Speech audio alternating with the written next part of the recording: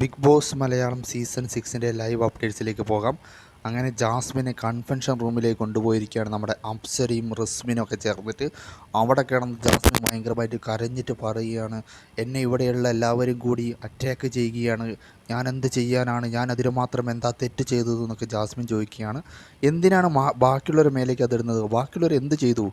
നിങ്ങൾ അവിടെ ചെയ്ത പ്രവൃത്തിക്കുള്ളതാണ് നിങ്ങളിപ്പോൾ അനുഭവിച്ചു കൊണ്ടിരിക്കുന്നത്.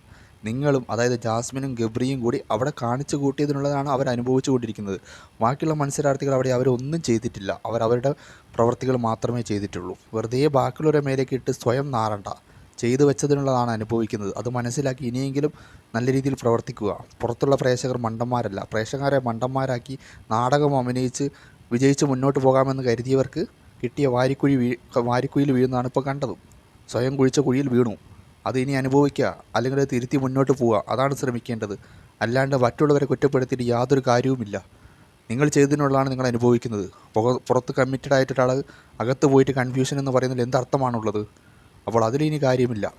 പിന്നെ ബിഗ് ബോസിൻ്റെ മറ്റേ കൺഫ്യൂഷൻ റൂമൊക്കെ തറവാട് പോലെയാണ് ജാസ്മിൻ യൂസ് ചെയ്യുന്നത്. അവിടെ കയറി കാലും കയറ്റി ഇരിക്കുന്നുണ്ട്, അവിടെ കിടന്ന് ഉറങ്ങുന്നുണ്ട്. റസ്മിനും ജാസ്മിനൊക്കെ അവിടെ കയറി കിടന്ന് ഉറങ്ങുകയാണ്. എന്താണ് ജാസ്മിന് മാത്രം അവിടെ അത്ര പ്രത്യേകത? ബാക്കിയുള്ള മത്സരാർത്ഥികളെ പോലുള്ളൊരു മത്സരാർത്ഥി തന്നെയല്ലേ ജാസ്മിൻ. പക്ഷേ എന്തിനാണ് ഇത്ര പ്രത്യേകതകൾ കൊടുക്കുന്നത്?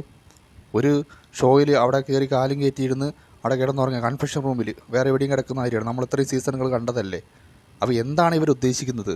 പ്രേക്ഷകരെ മണ്ടന്മാരാക്കി മുന്നോട്ട് പോകാൻ സാധിക്കില്ല. അത് ബിഗ് ബോസ് ആയാലും ആരായാലും ജാസ്മിൻ ആയാലും അത് മനസ്സിലാക്കി നിൽക്കുന്നതായിരിക്കും നന്നാവുക.